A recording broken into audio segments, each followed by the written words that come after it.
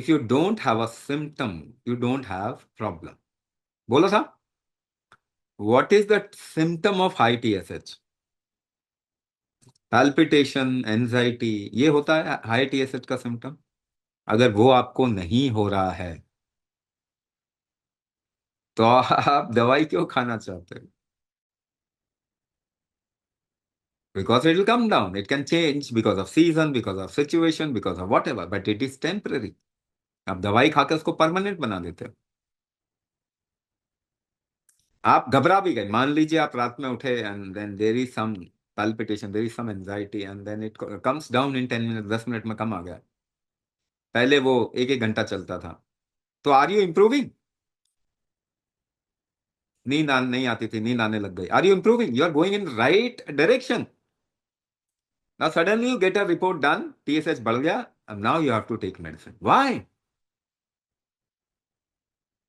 आपको लगता है आपकी दादी नानी का टीएसएच नहीं बढ़ता होगा? सबका बढ़ता है। सिचुएशन के हिसाब से बढ़ जाता है, फिर कम हो जाता है। It can go up and down with in a day, with in 1 hour it can go up and down.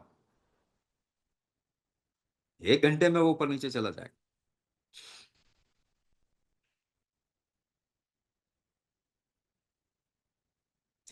तो दवाई आपको लेनी चाहिए, नहीं लेनी चाहिए? हम दवाई वाले तो हैं नहीं कि आपको लेनी चाहिए कि नहीं लेनी चाहिए। वो आपके ऊपर है।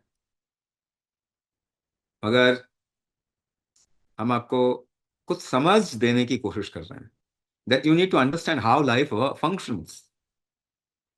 It is not in somebody's idea.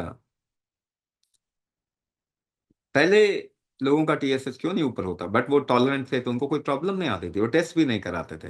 They would not go for a test, but they would become fine in an hour or so. 1 घंटे में, आधे घंटे में ठीक हो जाएंगे वो।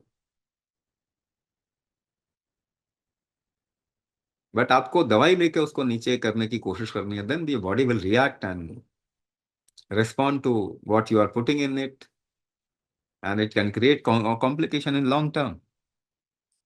तो आप क्या करें? इंटरमिटेंटली दवाई ले लें अगर आपको ज्यादा रिस्क लगता है। If you are feeling more risk, intermittently, once in 2 3 days, then once in a week, and then take a ayurvedic medicine for long period, 6 months or so। ऐसे करके आप देखेंगे। And if you go for tests, you find a higher TSH, see yourself, don't see the higher TSH, see yourself, are you uncomfortable? If you feel you are in, वो number देख के uncomfortable मत होना। उससे पहले situation क्या uncomfortable थी? Were you uncomfortable before taking the test? If you are not,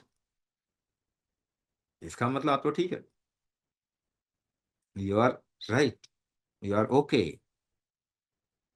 but take a longest target, regular practice करें, लंबे समय के लिए प्रैक्टिस करेंगे तो फिर आपका स्टैमिना, टॉलरेंस दोनों बढ़ेगा, और आप थायराइड आपके लिए कुछ भी नहीं होगा। No further complication in your life.